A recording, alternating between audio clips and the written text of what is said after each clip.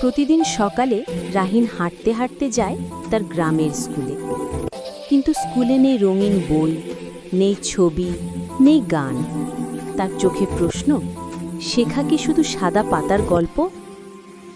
একদিন ক্লাস শেষে রাহিন দাঁড়িয়ে থাকে মাঠে, তার চোখ আকাশে, পাখির দিকে। সে ভাবে, আমি কি একদিন উঠতে পারবো? একদিন বিকেলে সে খুঁজে পায় একটা পুরনো বই। বইটা বাংলা ইংরেজি মিলিয়ে লেখা। তাতে আছে পরিবেশ, স্বপ্ন আর সাহসের গল্প। রাহিনের চোখে জ্বলে ওঠে নতুন আলো। সে বসে গাছের নিচে, বইয়ের পাতা উল্টায় আর গুনগুন করে গাইতে থাকে, wings of a bird, dreams of a boy, I will soar high, I will learn with joy. Rahin গাছের নিচে সাজায় বই, ছবি আর নিজের আঁকা অক্ষর। শিশুরা আসে, গান গায়, শেখে। একটা ছোট্ট লাইব্রেরি হয়ে ওঠে